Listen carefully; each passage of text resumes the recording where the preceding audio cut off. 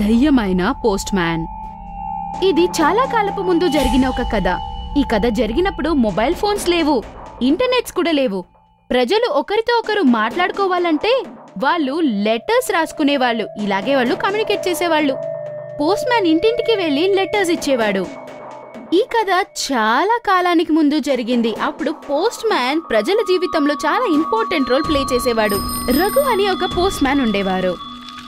తను సైకిల్ మీద ఊరంతా తిరిగి ఒక్కొక్కరికి వచ్చిన లెటర్స్ ని ఇచ్చి వచ్చేవాడు. రాత్రైపోయింది, ఒకే ఒక లెటర్ మిగిలిపోయింది. రఘు తన సైకిల్ మీద లెటర్ ఇవ్వడానికి వెళ్తూ ఉన్నాడు. ఈ రోజు చాలా రాత్రైపోయింది. ఈ రోజు మా ఆవిడ ఖచ్చితంగా తిడుతుంది. రఘు సరైన అడ్రస్ కి రీచ్ అయ్యాడు. పోస్ట్ మ్యాన్ వచ్చాడండి, పోస్ట్ తీసుకొచ్చాడు. లోపల నుంచి ఎవరూ సౌండ్ ఇవ్వట్లేదు, డోర్ కూడా ఓపెన్ చేయట్లేదు. వినండి, మీకు ఉత్తరం వచ్చింది. చూస్తుంటే అందరూ నిద్రపోయినట్టున్నారు. రఘు డోర్ మీద టక్ టక్ అని సౌండ్ చేశాడో లేదో డోర్ అదంతకదే ఓపెన్ అయింది. రఘు ఆ ఇంటి లోపలికి వెళ్ళగానే ఆ డోర్ మళ్ళీ క్లోజ్ అయిపోయింది. చూస్తుంటే ఏదో తేడాగా ఉంది. ఎవరైనా ఉన్నారా? నేను పోస్ట్ మ్యాన్ని, ఉత్తరం తెచ్చాను. అప్పుడు ఒక భయంకరమైన దయ్యం నవ్వుతూ రఘు ముందుకి వచ్చి ప్రత్యక్షమయ్యింది. ఆ దయ్యాన్ని చూడగానే రఘుకి చాలా లోపల భయమేసింది. కానీ బయట మొహం మీద ఆ భయాన్ని తను చూపించలేదు. తర్వాత, నేను పొరపాటున వేరే ఇంటికి వచ్చినట్టున్నాను, క్షమించండి. నువ్వు సరైన ఇంటికే వచ్చావు. చాలా ఏళ్లుగా నేను ఈ ఇంట్లో బంధించబడ్డాను. కానీ నువ్వు నా కోసం వచ్చి తలుపులు తీసావు. నేనిప్పుడు ఫ్రీ బర్డ్ అయిపోయాను. చాలా మంచి పని జరిగింది నా చేతుల గుండా. భగవంతుడు నన్ను ఆశీర్వదిస్తాడు. నేను వెళ్ళొస్తాను. అలా ఎలా వెళ్ళనిస్తాననుకుంటున్నావు? అయితే నువ్వు కోరేదేంటి? నువ్వు వాకలేమో తీసావు, కానీ బయట ప్రపంచం ఎవరు చూపిస్తారు? నువ్వే తీసుకెళ్లి చూపించాలి. నాకు భోజనం కూడా నువ్వే ఇప్పించాలి. నేనెలా చేయగలుగుతాను? చాలా ఫ్రీగా ఉంటా. నీ శరీరంలోకి నేను ప్రవేశిస్తా. దయ్యం రఘు యొక్క శరీరంలోకి ప్రవేశిస్తుంది. రఘు గట్టిగా అరవడం ప్రారంభిస్తాడు. రఘు ఇంటికొచ్చాడు. నాన్న వచ్చాడు, నాన్న వచ్చాడు, నాన్న వచ్చాడు. నాన్న, ఏమైంది నాన్న నీకు? ఎందుకండి ఇంత లేట్గా వచ్చారు ఇంటికి? నేను చాలా భయపడ్డానండి. రఘు తలుపులు మూసేశాడు. తర్వాత గట్టిగా అరవడం ప్రారంభించారు. ఏంటండి ఇలా నవ్వుతున్నారు? తాగొచ్చారా? నేను రఘుని కాదు, దెయ్యాన్ని. రఘు చెప్పింది వినగానే తల్లి మరియు కొడుకు భయపడతారు. రఘు తన కొడుకుని మరియు భార్యని చంపేశాడు మరియు వాళ్ల రక్తాన్ని తాగాడు. తెల్లారింది. మళ్ళీ తను లెటర్స్ వేయడానికి బయలుదేరి వెళ్ళాడు. పోస్ట్ మ్యాన్ వచ్చాను, ఉత్తరం తెచ్చానండి. ఒక ఆమె వాకిలి తీస్తుంది. ఏం తెచ్చారు? మనీ ఆర్డరా లేదా లెటరా? నీ చావుని తెచ్చా. రఘు ఆమెను గట్టిగా పట్టుకుంటాడు మరియు తన ఇంట్లోకి ఆమెను తీసుకెళ్లాడు. తలుపులు మెల్లగా మూసుకుపోయాయి. రఘు ఆమెను చంపి ఆమె రక్తాన్ని తాగాడు. తరువాత, పోస్ట్ మ్యాన్ వచ్చాడు, ఉత్తరం తీసుకొచ్చాడు. ఈ ప్రకారం తను ఒక్కొక్క ఇంటికి లెటర్స్ ఇవ్వడానికి వెళ్ళినప్పుడు ఆ ఇంట్లో ఉన్న వాళ్ళందరినీ చంపి రక్తాన్ని బాగా తాగేసేవాడు. మరియు ఇలా జరుగుతున్న విషయం ఆ ఊర్లో ఉన్న వాళ్ళందరికీ తెలిసిపోయి లెటర్స్ ఇవ్వడానికి రఘు ఎవరింటి దగ్గరకైనా వెళ్ళాడంటే అప్పుడు ఎవరు భయంతో తలుపులు తీసేవాడు కాదు. ఏ పోస్ట్ మ్యాన్ వచ్చినా వాళ్ళు తలుపులు తీసేవారు కాదు. మరోవైపు పోస్ట్ ఆఫీస్ లో ఉన్న అధికారులు కూడా రఘుని ఆపలేకపోయారు. వాళ్లకు కూడా భయం. ఎందుకంటే రఘు పోస్ట్ మ్యాన్ కాదు, వాడొక దయ్యమని వాళ్లకు అర్థమైంది. ఒకరోజు రఘు పోస్ట్ ఆఫీస్ కి వచ్చాడు. తనకి కావలసిన లెటర్స్ అన్ని తీసుకుని లెటర్స్ ఇవ్వడానికి అక్కడి నుంచి వెళ్లిపోయాడు. తను వెళ్ళాక ఆఫీస్ కి ఒక అధికారి వచ్చాడు. ఈ ఉత్తరాన్ని నా ఇంటి దగ్గర వదిలింది ఎవరు? పోస్ట్ మాస్టర్ లెటర్ ని చూశారు. ఈ ఉత్తరాన్ని రఘునే ఇచ్చాడు. మీకు సిగ్గనిపించట్లేదా? ఒక నేరస్తుడైన పోస్ట్ మ్యాన్ ని పని చేయిస్తున్నారు. ఆ క్రూరుడు ఉత్తరం ఇచ్చే నెపంతో నా భార్యని చంపేశాడు. ఈ ఉత్తరాన్ని నేను ఢిల్లీ నుంచి పంపించాను. దానికి ఏ జవాబు రాలేదు. సరే, ఇంటికొచ్చి చూస్తే భార్య చనిపోయి ఉంది. ఆ పోస్ట్ మ్యానే చంపాడామని. మీరెవరు? నేను డిటెక్టివ్ కరణ్, ఢిల్లీలో ఉంటాను. మీరు ఢిల్లీలో ఉంటారు, అందుకే ఊర్లో జరిగే విషయం మీకు తెలియదు. పోస్ట్ మాస్టర్ జరిగిన విషయం అంతా డిటెక్టివ్ కరణ్ కి చెప్పాడు. నేను అసలు అతన్ని వదిలిపెట్టను. ఆ పోస్ట్ మ్యాన్ని. రఘుని చంపకండి సార్, అతనైతే చాలా మంచి మనిషి.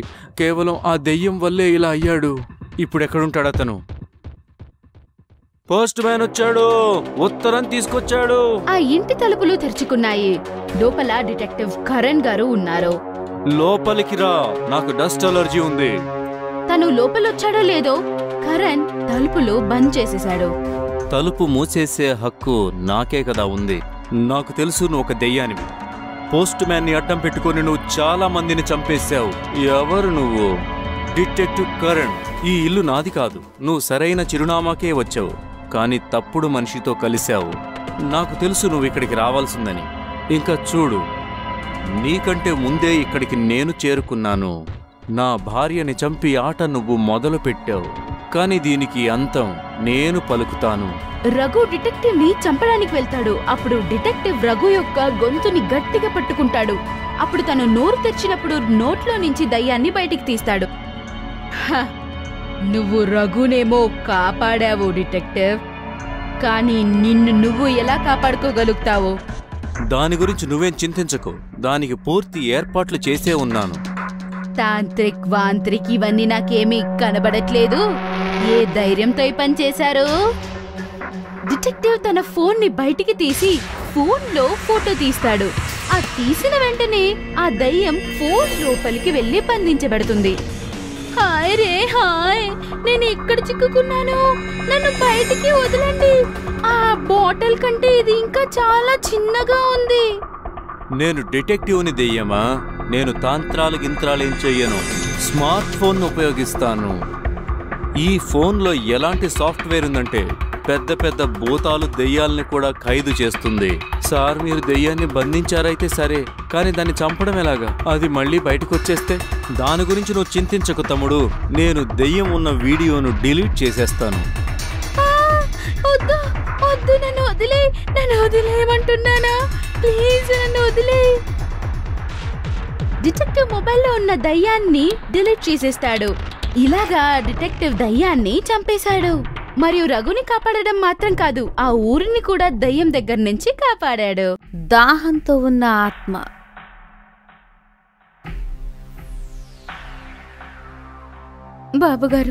బాబుగారు నాకు చాలా దాహం వేస్తుంది, నీళ్ళివ్వరా?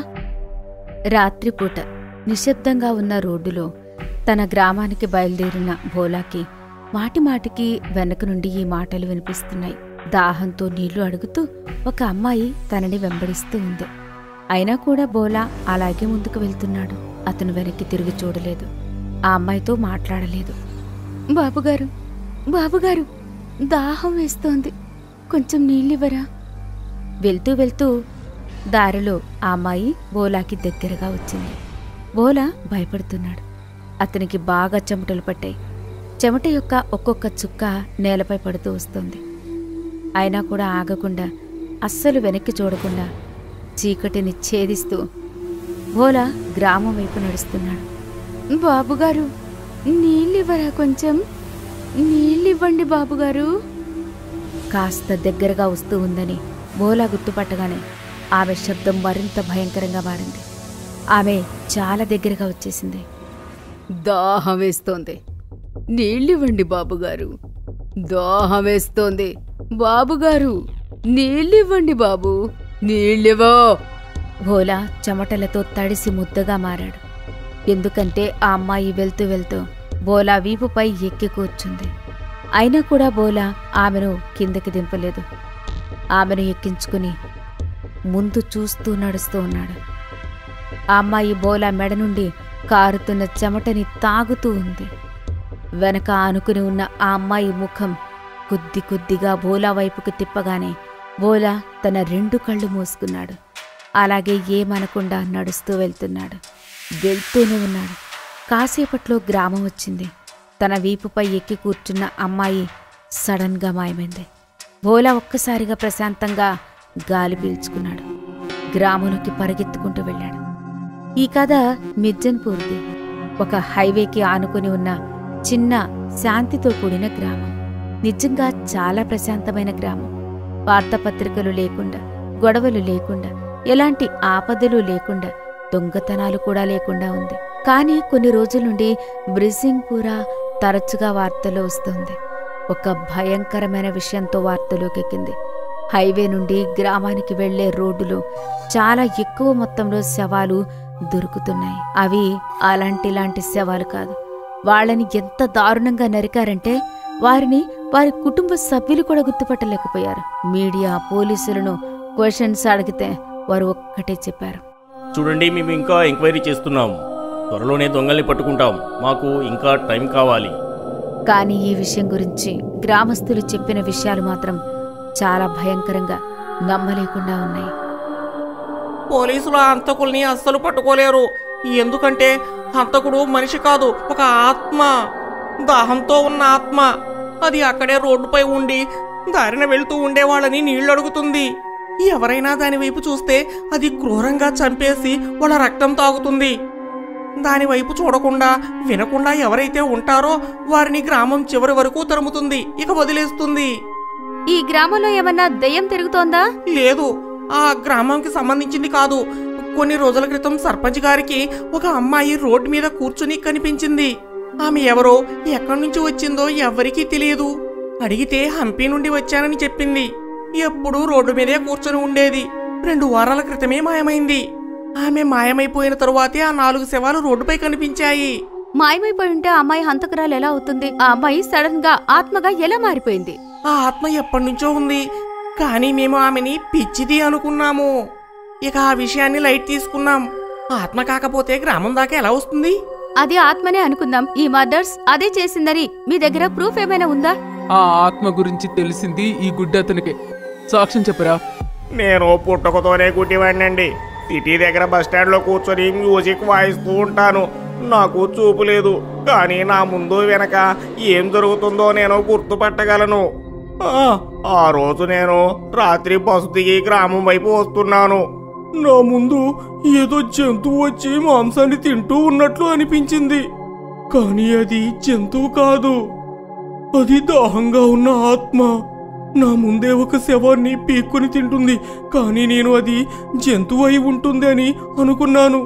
నేను భయపడి అటు ఇటు చూడకుండానే ముందుకు వెళ్తున్నాను. నేను దాన్ని దాటి ముందుకు వెళ్ళగానే అది లేచింది. అది నాతో ఇలా అంది, బాబుగారు కొన్ని నీళ్ళివ్వండి. బాబుగారు నాకు దాహం వేస్తోంది, కొన్ని నీళ్ళివ్వండి. నేను ఆపదలో ఉన్నానని నాకు అర్థమైంది. ఏమనకుండా ముందుకు వెళ్తూ ఉన్నాను. దానికి నేను గుడ్డివాణ్ణని తెలీదు. అది నా వెనకాలే నీళ్ళడుగుతూ వస్తుంది. బాబుగారు దాహం వేస్తోంది, నీళ్ళివ్వండి. ఆమె వాయిస్ ఇంకా భయంకరంగా మారిపోయింది. ఇదేదో దయ్యంలాగా ఉందని నాకు అర్థమైపోయింది. నేను అస్సలు ఆగకుండా ముందుకి నడుస్తూ ఉన్నాను. అది నా వెనకాలే వస్తూ వస్తూ సడన్ గా నా వీపుపైకి ఎక్కింది. అయినా నేను అలాగే నడుస్తూ ఉన్నాను. తన దగ్గర రక్తం వాసన వస్తుంది. బాబుగారు దాహం వేస్తోంది, నీళ్ళివ్వండి. నేను తనకి ఏం సమాధానం చెప్పలేదు. అది నా చెమట నీటిని నాకుతూ తన దాహాన్ని తీర్చుకుంది. ఆమె పొడవైన గోర్లు నా మెడపై నొక్కి ఉండటం నేను గమనించాను. నేను చాలా భయపడిపోయాను. అకస్మాత్తుగా వెళ్తూ వెళ్తూ నేలపై పడ్డాను. అప్పుడే ఆమెకి నేను గుడ్డివాణ్ణని తెలిసింది. తరువాత ఆమె నన్ను ఏమీ ఇబ్బంది పెట్టలేదు. ఆమె తిరిగి అక్కడి నుంచి వెళ్ళిపోయింది. తరువాత నేను గ్రామానికి వచ్చి జరిగిందంతా అందరికీ చెప్పాను. ముందు నన్నెవ్వరూ నమ్మలేదు. తరువాత రోజు ఒక శవం దొరికిన తరువాత అందరికీ నాపై నమ్మకం కలిగింది. మీరీ మాట పోలీసులకు చెప్తారా? చెప్పాము చాలాసార్లు, కానీ వాళ్ళు మమ్మల్ని నమ్మలేదు. వాళ్ళు ఆ 4 హత్యలు ఏదైనా జంతువు కానీ లేదా ఎవరైనా మనుషులు కానీ చేసి ఉండాలని నమ్ముతున్నారు. ఆ ఆత్మ ప్రతిరోజు రాత్రి అదే రోడ్డుపై కూర్చొని ఉంటుంది. వచ్చిపోయే వారితో నీళ్లు అడుగుతుంది. కానీ ఇప్పుడు ఆమె ఎవరినీ చంపలేదు, ఎందుకంటే నేను అందరికీ చెప్పాను. దాని ముందు గుడ్డివాడిలా చెవిటివాడిలా మారి నడవండి. అది ఏమీ చేయలేదు. అది కేవలం గ్రామస్తుల్ని బెదిరించి వదిలేస్తుంది. అవును, అతను చెప్పేది అక్షరాలా నిజం. నేను నిన్న రాత్రి 12 గంటలు దాటిన తర్వాత సిటీ నుంచి వస్తున్నాను. అప్పుడు అది నన్ను కూడా నీళ్లు అడిగింది. కానీ నేను ఆమె ముందు చెవిటివాడిలా మూగవాడిలా ఉన్నాను. అది నన్ను వదిలిపెట్టేసింది. అయితే ఇది బిర్సింగ్పూర్ యొక్క కథ అన్నమాట. పోలీసులు వాళ్ల మాటలను నమ్మలేదు. గ్రామస్తులు ఎన్ని రోజులని ఇంట్లో దాక్కుని కూర్చుంటారు. వారు రోజూ ఒక దాహంగా ఉన్న ఆత్మని దాటాల్సి వస్తుంది. దానిని జయించడం కోసం మూగ, చెవిటి, గుడ్డివాడిలా నటిస్తున్నారు. వాళ్ళ వెనక నడుస్తున్న దాహంతో ఉన్న ఆత్మ మాటిమాటికి అదే మాట అంటూ ఉంది. బాబుగారు, దాహం వేస్తుంది, నీళ్ళివ్వండి. బాబుగారు, దాహం వేస్తుంది, నీళ్ళివ్వండి.